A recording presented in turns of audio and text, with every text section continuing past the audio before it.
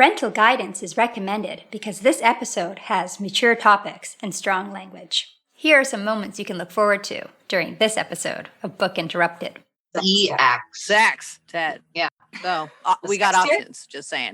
What was a happiness was like a bullet in the back? I have a good enough life, so why the fuck do I have this gun barrel pointed at myself? He is super sensitive. He cries at more movies than I do. She says it's about breaking out of whatever prison you've allowed yourself to live in. Welcome to the club, Clarissa. Like I already knew. This whole process, if we keep reading books like this, is going to end in like divorced women's book club. Mind, body, and soul. Information is the goal. Try to learn something new without being distracted. Mind, body, and soul. Information is the goal. Try to learn something new without being disrupted. Mind, body, and soul. Inspiration is the goal. And we're gonna talk it out on Book Interrupted.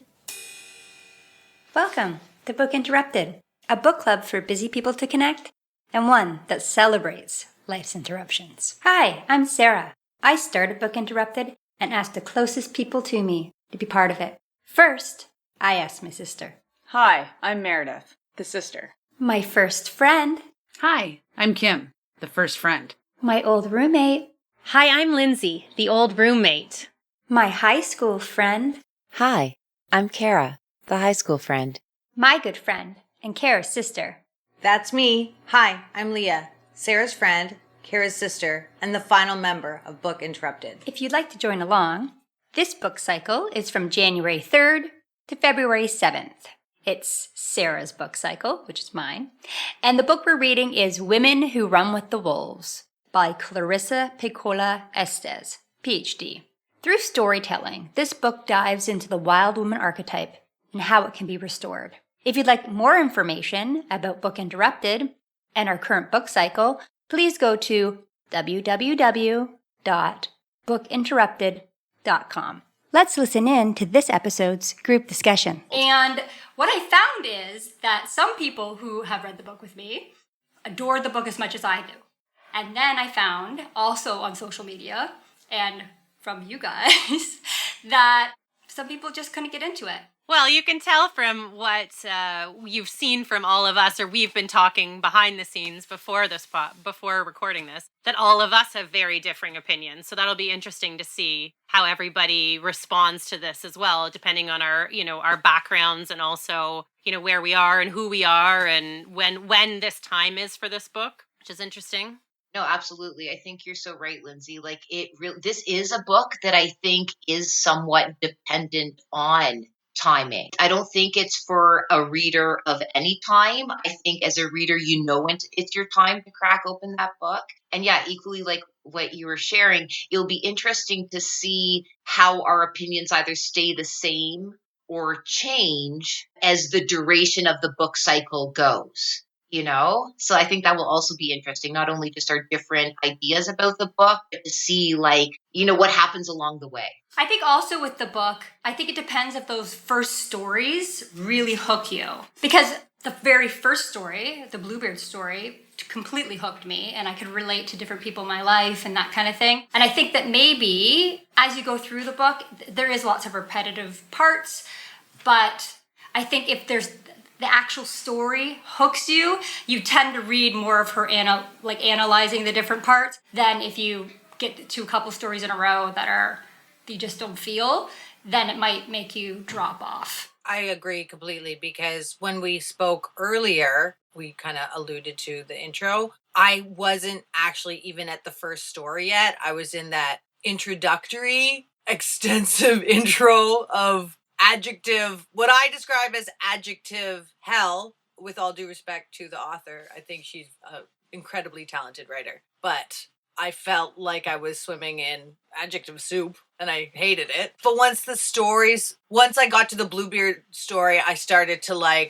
really enjoy it a ton more. Obviously because of her Jungian training, I would never have pulled those things from it. So I'm starting to dig it more than my original super anti take on the first time we spoke about it. That first part was hard for me too. It was like a couple weeks and I was like, oh my God, I hope the whole book isn't like this. It was so dense. But sure, like once the story started, like the doll in the pocket one. Oh I quite yeah, like. I love that. I love that. And I'm like, okay, I can get into this, maybe. Yeah, I love the We'll see. stories. Kara was like, okay, so you can't handle it. And I was about to quit and we came up, I think she mentioned last time, with a game plan. So I just kind of started reading the stories. And then I was like, I liked it a lot more. But that's so you. That's so I you would though, love- right, Leah? Yeah, you don't want to I'm be a, like, told yeah. what to do. And just came up, read those little stories and come up with the meaning on your own. And it did. It provided a crack on the weirdest. It totally worked for me, yeah. I would love to see a book that is just the stories. So when you're done reading this book, you can just go and read the stories and be like, oh yeah, this story, without having to go through the 500 or 600 pages. I also started. That's how I wasn't into it at all, and I went and actually just read the stories, and then went back. Like I haven't read the whole thing. I've just read the first bit, but I started reading just the stories, and then went back and started reading the analysis. Is that the word? Yes, analysis. Yeah. What about you, Kim? Have you been able to crack into the book, or is too much life interruption happening? So I was opposite to what you guys are describing, but I'm also seeing that I may come around to being back in line. Like, so the stories, I agree, they got me, but they didn't keep me. But now that I'm considering it while you guys discuss it, I think it was the analysis that lost me, because the analysis is like beating you over the head. I understand what she's saying. I get it. I agree even, but I'm like, stop saying it now. Stop telling me for 25 more pages. I'd like to go to the next story. So I was like super inspired by the stories even. I was like, this is the same as like this tarot card. And oh yeah, and I loved that doll in the pocket one too. I was like, that is so amazing. And that's just such a beautiful way to capture like that gift that the mother gave or whatever, right? It spoke to me. It's weird. Like it spoke to me through all my feelings, and I didn't need so many words. The words are then actually changed the feelings. I had all these very positive feelings. I had this like soul level understanding specifically of that doll in the pocket story, and it was good.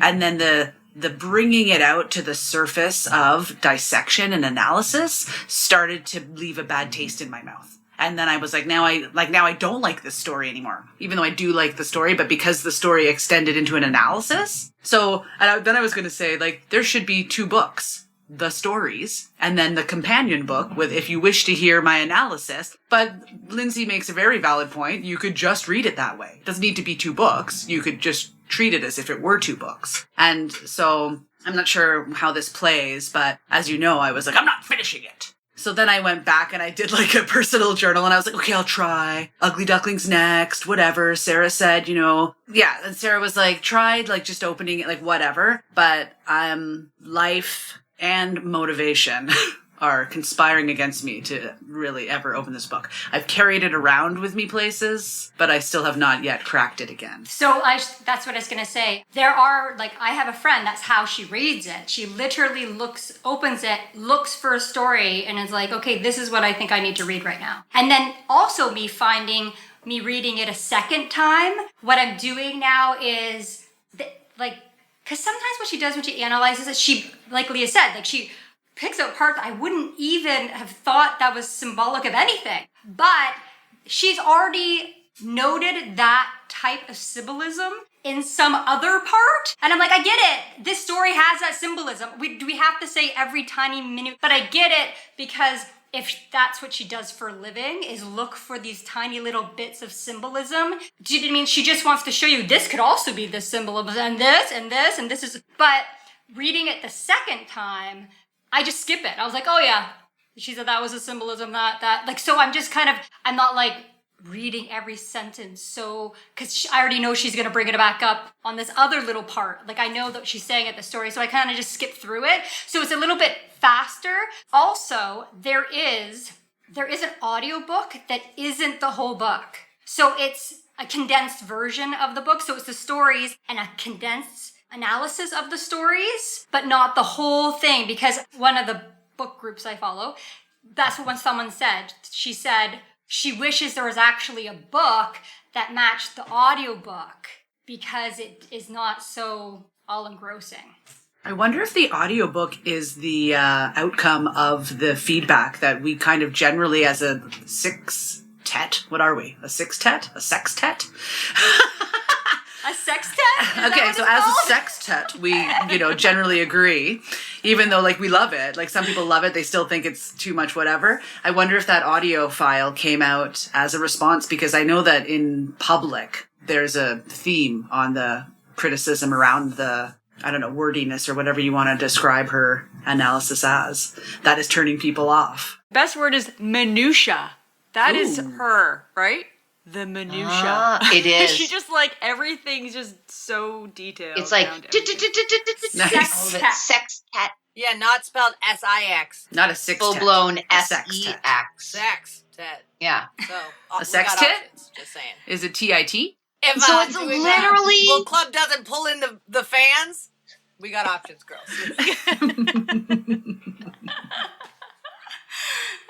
This interruption is brought to you by Unpublished.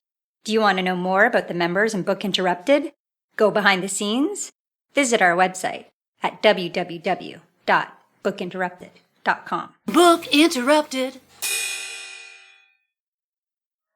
Does anybody else hear intermittent music? Yeah, I hear drums. It's Josh because we have a movement, and so he's using his free time to drum loudly in the garage.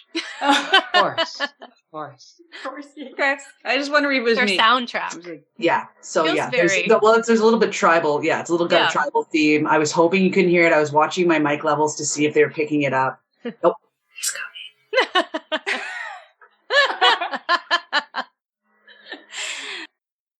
Book interrupted. Actually, that's a good segue to how music relates to the women who run with the wolves. Oh, very good. Isn't that right? Yeah. I found an article on pitchfork.com, and it was an interview with a musician called Kelly Lee Owens about her 2020 released album called Inner Song. So Owens describes Women Who Run with the Wolves as her Bible, and she has a song in there specifically inspired by the word rewild from Estes. And so the word is meant to mean to rewild the spirit after trauma. And it's the music genre has been described as dream pop. And I don't know if you're into electronic music, but it's quite good. It's on the playlist. It's on the playlist. It is. Yes, Rewild. It's the only electronic song on there. But it's very I understand why it's called dream pop, because it's very I like it. it I feels like like a dreamscape. When talking about Estes' book, she brings up the idea that when the creative life dies, the soul dies. And this really informs her work.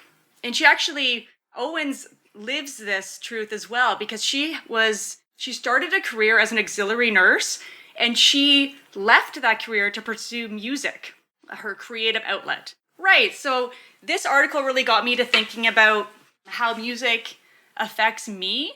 And since becoming a mom, I kind of stopped doing those things that are my creative outlets. I have a lot of creative hobbies. I love music. I dabble in a whole bunch of instruments. So the Bluebeard book has a story in it about this woman who goes to Chicago, and then she marries the perfect husband and moves in the perfect farmhouse and have the perfect amount of kids and blah, blah, blah. But she never does this trip to Chicago anymore where she wears these fancy clothes and this big hat and window shops. And then one day she cleans her kitchen floor and blows her brain out with a shotgun. And I was like, when I listened to KJ's playlist pick, Florence and the Machine, one of the lyrics is basically something like happiness. What was it? Happiness was like a bullet in the back or something like that.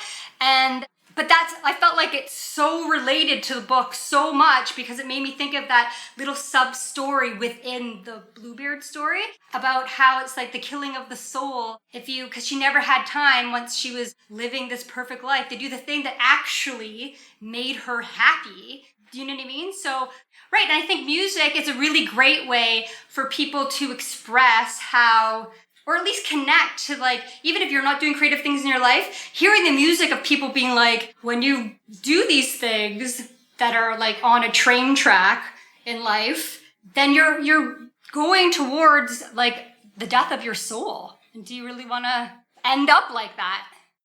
It is. I feel like it's like so many things to unpack here. Absolutely. It's like not only is music like a vibrational frequency thing that's happening, but I think it is also an invitation to remember I have a rhythm. Oh yeah. I have my own unique rhythm, and sometimes it changes and the song changes, and it's all those little things in life that as we start to get more and more into our adulting, and it's very much what our next book starts to touch upon. It's like we think that because we have a life that we're supposed to be saying, oh, I'm grateful for it, I'm thankful for it, that is somehow supposed to be enough. But if we keep dying the slow death of not making those moments to listen to music, whatever shits and giggles, fill in the blank thing you want to do, by not choosing to do those little things, that is essentially the fullness of life. So by not choosing to do them, or to be like, oh, it's not that big a deal if I just like sit and get to like write my music, because in the bigger scheme of things, you're like, well, I have a roof on my head and like so-and-so is fed and they're looked after and all that. But it is those little things that we do need. It's the easily dismissible items are in fact the absolute items that we need to make time for. Otherwise, it is a slippery slope. And you find yourself like that woman that you described, Sarah, one day being like, I have a good enough life, so why the fuck do I have this gun barrel pointed at myself, right? It's because it's not a full life. You're not actually living. Kara and I were talking yesterday that like when you read this book, and I think our next choice, which this is like 2 books back to back of same energy. I haven't started the next book, but this book is like, whew, it's like this whole process, if we keep reading books like this, is going to end in like divorced women's book club. I think we're all hetero here, at least some of the time, or at least now. And they like, oh my God, it just makes me grumpy at my husband. This book makes me mad at him. It's so Real funny. grumpy. The playlist, I've been listening to the playlist a lot, and then realized that sometimes I would get super grumpy and like snap a little comment being like, I don't understand why this is my job. And then I was like, oh, maybe listen. So my other playlist, because I'm kind of like hopeless romantic type, my other playlist is all kind of like romantic-y, like yeah, songs. maybe a good balance. So then To I that was like, playlist. I know what two are so the same. Oh, Yeah, do you? you can't be listening to No like way. It's shit, called all something female artists, like just I'm a strong ass bitch. Yeah. And then And you like hang the laundry to all dry. like over and over and expect to like go home and be like, you do the dishes, motherfucker. One of my favorites is that I just want to recommend before we move on is Fiona Apple's album Fetch the Bolt Cutters, and the whole album is fabulous. And in her own words, this is how she describes what Fetch the Bolt Cutters means. She says it's about breaking out of whatever prison you've allowed yourself to live in, whether you built that prison for yourself or whether it was built around you and you just accepted it. And I think this is kind of what Women Who Run with the Wolves is about. Like, we either imprison ourselves or we just accept the world that's been set up for us, and you just can't be happy when you're imprisoned. It's time to break out.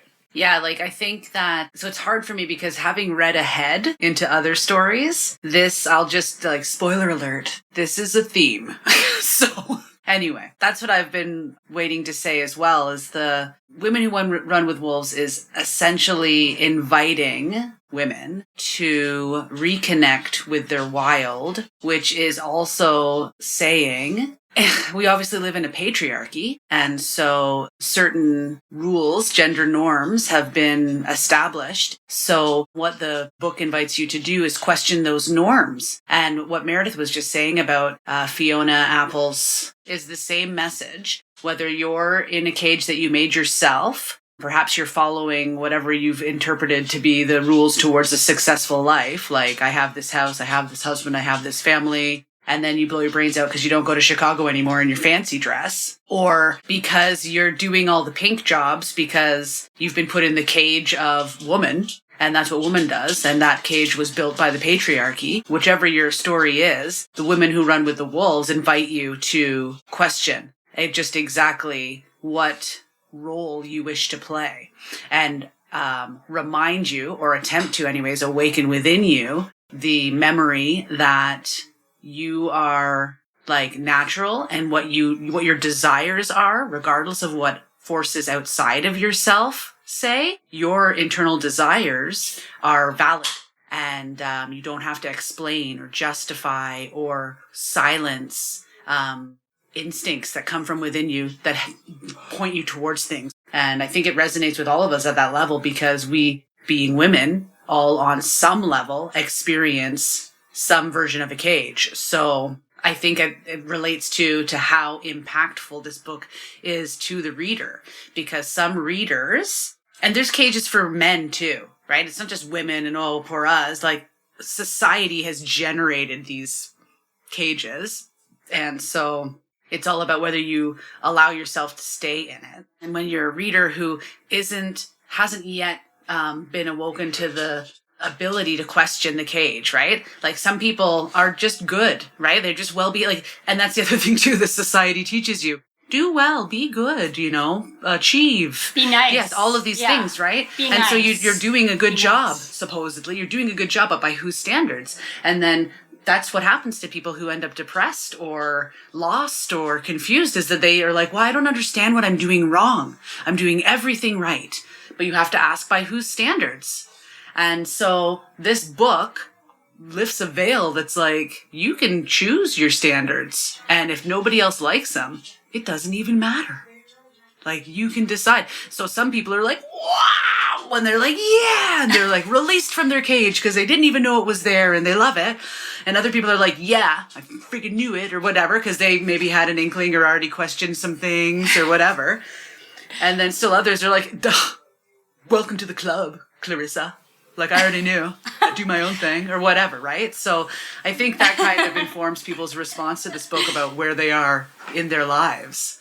Yeah, it really does. I feel like it not only is an invitation or a permission slip being like, yeah, you're in a cage in some way or form, but I feel like she does more than that. I feel like she ushers or tries to navigate that journey of fetching the bolt cutters to saying, and by the way, that journey is an inside job. Do you get what I mean? I feel like she's not just saying, are you aware that there may be cages? She's saying, to find those cages, it's an inside job. And to find the keys, exactly, keys to the cage. And she invites you to jump into the deep, dark abyss. The journey. Like, this is where we're going. I think there's like kind of an irony here too, because one of the things that turns me off about the book is specifically that it's for women. It's like women who run with the wolves and all this stuff. And I don't like to be put into a box. I've never really, I don't know if I like being in the woman category, not because I don't like women, but honestly, when I'm filling out like a form and it says male or female, I often tick the wrong one. And I'm like, oh, shoot. Like, I have to specifically think about it. And I think this book is good for anybody. Like, you don't have to conform to the stereotype that you're in. In a way, it's a little bit outdated in the idea that we aren't just about our sex, that gender and sex are different. I don't know. In that way, it kind of turns me off. And that's kind of the irony of the book, too, is that somebody who might be considered already a wild woman might not accept the label of wild woman. They're like, Dad, don't put me in that box. I'm just living my own reality. I don't want to be categorized. You're going to love the next book in the lineup, by the way. It was literally written for you. It's so good. The next Mare, book is good. So I agree with you totally. One of my big points that I've written in all my journals is this feels super outdated to me. I feel like the definition of feminism and masculinism. No, I don't know. Anyways, feminine and femininity masculine. and masculinity. Yes, there we go. Yeah. That's where I'm going. It feels really outdated to me. I feel like but it was written in 1992. So we have changed a lot in our views of the way that people fit into some sort of category, or if you have to. And I had a quote from Clarissa Pinkola Estes, who in Emma Watson's book club, that was part of her digital feminist book club in 2017. Because they were interviewing, Estes, and they asked where this book, how it holds for trans or non-binary people. And Estes replied, "There is not, as far as I know, and I have over my lifetime consulted with myriad crones, hobbits, fairies, gnomes, and leprechauns, any final saying so about what is a woman." And that was in 2017. So I think that's really interesting that, even the author realizes that, her maybe definition in 1992, when that was normal to be more of a feminine role and a masculine role, and that you'd fit into one of those categories, has adapted, but that you can still find that in this book. Yeah, because I think the message, while it is delivered in this kind of binary way, the ultimate message isn't like men versus women or masculine versus feminine. I feel like it's like people versus society. And I know that society is made up of all these people, but like it's society. Nature versus domestication. That's a very good way. Yes. Right. Very good. Very good. And Yeah. and it's a good story told through the woman-man binary, at least back in 92, because if you were to examine it at a core level, men have been encouraged in instinctual ways. It's been a traditionally masculine feature, and women have been encouraged to silence their instincts, because our instincts as humans either tread on what's already been assigned to men or do not serve us well in our roles as what has been defined as what women should do, right? Like, I think that it's delivered in that way because we represent a good example of how much nature has been dampened for us to call ourselves women. And so she wants to, I think, redefine women. But that doesn't, not to the exclusion of other people who identify in different ways. But in this book specifically, she's looking at women and redefining them almost as humans, or at least as natural beings, and questioning, are these things that you've been told are bad actually bad, or are they natural? And it's that awareness that helps you embrace yourself, however you identify. It's embracing the fact that your natural inclinations are more informed to what's right for you than what whoever on the outside is telling you. Mm-hmm. Than the structures and mechanisms of our society. Right. Yeah. Which happens Which to be patriarchal, forces that disconnect between you and your true self. Correct. Yes. And that's part of why you feel like, why does my life feel like shit if I have the white picket fence? Yeah. It's because you're I did so it right. bloody disconnected from you. Yeah. Right. Got Your it. natural self as a human, whatever that is for you. It's kind of like also like, it's almost like society pressures people to keep their natural or instinctual selves, like their secret selves, like keep it to yourself. Do you know what I mean? Like, or people just protect that. Like, I think that's what ends up happening when you finally connect with people in your life. You connect because you're giving them the little secrets that you don't necessarily tell the bigger society because maybe they wouldn't approve. Yeah, you're good or you're Right? bad. And the same thing applies You're to not men. fitting in, Men right? aren't allowed to be sensitive. Yes, right? definitely. So Can't that cry. would be a version of a man getting in touch with his natural instincts. If you're sad, it's okay to cry because we are emotional beings. But, in society, that's weird. Or that's, you know what I mean? It would be interesting to see a similar book that's like for men.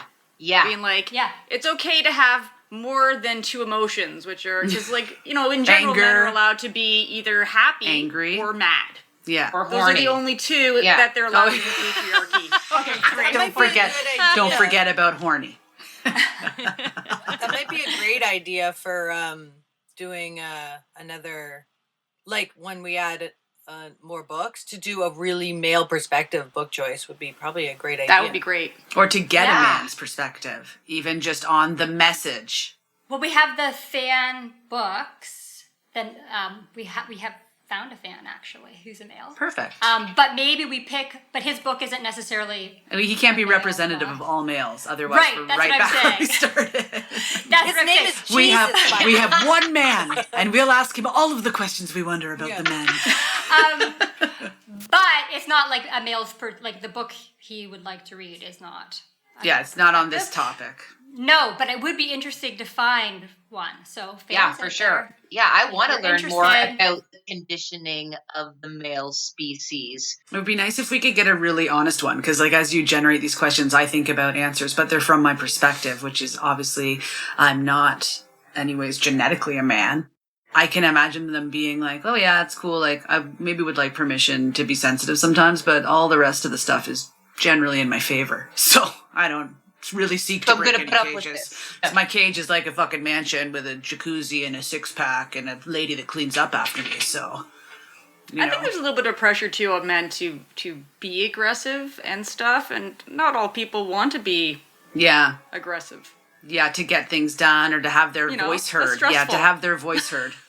It's true. I think it's also different where you live. First of all, Toronto versus a smaller town, and also, I mean, Laird's in theater and grew up. You know, he's a lighting designer, my partner, and he is super sensitive. He cries at more movies than I do. He, you know, when he's sad, he cries. When he's, you know, he takes time for himself. He does all those things, and I think that was taught through, you know, through the theater process of showing your emotion through, you know, he grew up in Montreal, in Quebec. And that's, I think that in Quebec, oftentimes males are more comfortable with their emotions. And, you know, and being in Toronto, I feel like, I don't know what you guys think, but I think you make a I really love valid it. point I think because yeah. I was going to say, I think it kind of boils down to what's valued. And we can make broad statements about men and women, but Lindsay, with her partner, offers an example of someone who was brought up through theater, and in theater, being able to emote is valued. And so Laird experienced success by showing that.